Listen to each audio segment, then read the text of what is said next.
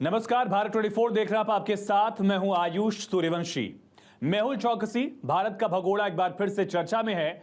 12 अप्रैल को उसे बेल्जियम में गिरफ्तार किया गया और भारत की एजेंसियां लगातार फिर से कोशिश कर रही हैं कि मेहुल चौकसी को भारत ले आया जाए। जिस तरह से तहव्वुर राणा इंसाफ की चौखट में भारतीय अदालत में भारतीय न्याय प्रणाली का सामना कर रहा है, उसी तरह से मेहुल चौकसी को भी भारत प्रत्यर्पित कराकर उसके खिलाफ आगे कार्रवाई की जा सके, इसको लेकर अब लगातार कवायद आगे बढ़ रही है। और इसी पर चर्चा के लिए हमारे साथ बातचीत के लिए दिनेश दुबे जी जुड़ चुके हैं। दिनेश जी का परिचय इस तरह से हो सकता है कि 2013 में इलाहाबाद बैंक के वो डायरेक्टर रहे और 2018 में जब पूरा मामला खुलकर सामने आया था उस समय एक विसल ब्लोअर की भूमिका निभाई। लेकिन उससे भी बड़ा परिचय उनका यह होना चाहिए कि 2013 में ही उन्होंने इलाहाबाद बैंक की अनियमितताओं की तरफ इशारा किया था, जिक्र किया था, अपनी आवाज उठाई थी और उस आवाज उठाने की एक वजह उनकी नौकरी भी गई। दिनेश जी, बहुत स्वागत है भारत 24 पर आपका। सर, धन्यवाद। पहला सवाल आपसे मेरा यही होगा, मेहुल चौकसी को गिरफ्तार किया गया है, प्रत्यर्पण की संभावनाओं पर अब चर्चा हो रही है। अगर मेहुल चौकसी भारत आता है तो क्या खुलासे हो सकते हैं और किस नेक्सस की तरफ ये खुलासे जा सकते हैं? सबसे बड़ी बात तो ये है कि जिन जिन सीएमडी और ईडी ने ये लोन दिया उनके खिलाफ अभी तक क्यों नहीं कार्रवाई की गई? उनके खिलाफ कार्रवाई की जाए तो कौन मगरमच्छ है सामने आ जाएगा। अभी तो आपने मछलियों को पकड़ा है जिनकी पावर ही नहीं थी लोन देने की।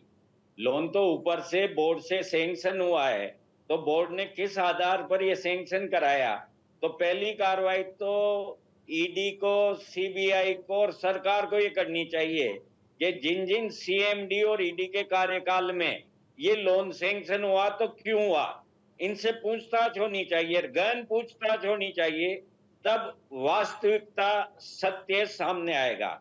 मुझे आज इस बात का गर्व है कि जो मैंने त्याग किया था आज सफल हो रहा है। मुझे निकाला गया, रिजाइन लिया गया, मुझे इसका गम नहीं था क्योंकि मैं सत्य से हटा नहीं, मैं सत्य पे अडिग रहा।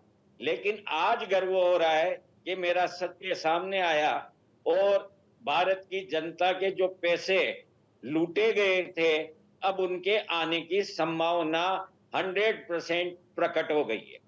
दिनेश जी, 7 साल पहले आपने जब भी मीडिया से बातचीत की, जब भी आपसे सवाल पूछा गया, आपने कहा कि मैंने रेजिग्नेशन तो दिया था लेकिन उस पर मुझे कभी जवाब आधिकारिक तौर पर नहीं मिला कि मेरा इस्तीफा जो है स्वीकार किसने किया है, किस लेवल पर उसे एक्सेप्ट किया गया। क्या 7 साल बाद या इस दौरान आपको कोई जवाब मिला आधिकारिक तौर पर? न तो उस सरकार ने कोई जवाब दिया, न इस सरकार ने कोई जवाब दिया। केवल एक मेल आया कि आपका इस्तीफा स्वीकार किया जाता है। उसके बाद मेरे पास कोई इंफॉर्मेशन नहीं है। मुझसे लिया गया, मैंने इस्तीफा दे दिया क्योंकि मैं दाम कमाने के लिए नहीं गया था। पत्रकार हूं, नैतिकता और नियत साफ रखता हूं। मैं उस नैतिकता और नियत से बंधा हुआ था, इसलिए मैं इसमें शामिल नहीं होना चाह रहा था और मैं मेरे डिसेंट नोट वापस नहीं लेना चाहता था। इसलिए मेरे से इस्तीफा मांगा। मैं सहर्ष मुस्कुराते हुए इस्तीफा देके आ गया। मुझे मलाल केवल इस चीज का है कि जो असली लोग हैं उनको अभी तक इस सरकार ने क्यों नहीं ट्रैप किया।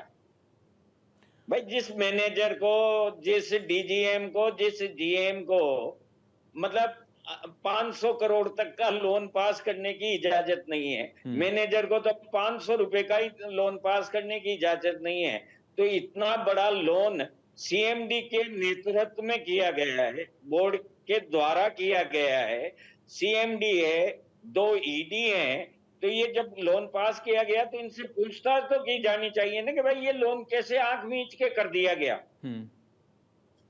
जब 2013 में आपने मामला उठाया था, अगर उसी समय इस चीज को तवज्जो तरजीह दी गई होती, कोई कार्रवाई हुआ होता, कोई एक्शन दिखा होता, तो क्या आपको लगता है कि आगे वाला पूरा जो एक घोटालों का सीक्वेंस है या 13,000 करोड़ का जो पूरा घोटाला था उसकी नौबत ही नहीं आती, अगर उस वक्त पर मौके पर कार्रवाई की गई होती? देखो, ये 13,000 से ज्यादा का मामला है। इसको सही असेसमेंट किया जाएगा तो ये बहुत आगे बढ़ेगा। मैं तो ये कहता हूं कि मेरी जो नैतिकता थी और सरकार ने मुझे जिस लिए नियुक्त किया था मैंने उसका निर्वाह किया। गिला शिकवा मुझे कुछ नहीं, बस इतना ही था कि मेरी बात क्यों नहीं सुनी जा रही। मैं सत्य उजागर कर रहा हूं उस सत्य को मोहर क्यों नहीं लगाई जा रही? मुझे तो आश्चर्य है कि उन लोगों को और प्रमोशन मिला, उन लोगों ने उस गैंग विशेष को और प्रमोट कर करके अच्छे अच्छे जगह पे बिठाया और सरकार देखती रही। बाद में जब मैं बोला तब सरकार ने एक्शन लिया, लेकिन एक्शन वो नहीं हुआ जिससे असलियत सामने आती। मैं अभी भी विश्वास करता हूं कि नरेंद्र मोदी जी जो अपनी ईमानदारी के लिए है और जैसा कहा जाता है मोदी है तो मुमकिन है, वो इस बात पे ध्यान देंगे। और गृह मंत्री अमित शाह जी तो बहुत चाणक्य नीति को चलने वाले और चलाने वाले हैं। वो उन मगरमच्छों को जरूर पकड़ेंगे जिन सीएमडी और ईडी के नेतृत्व में ये लोन पास किया गया है। चलिए सर, बहुत शुक्रिया भारत 24 खास बातचीत करने के लिए। देखते रहिए भारत 24।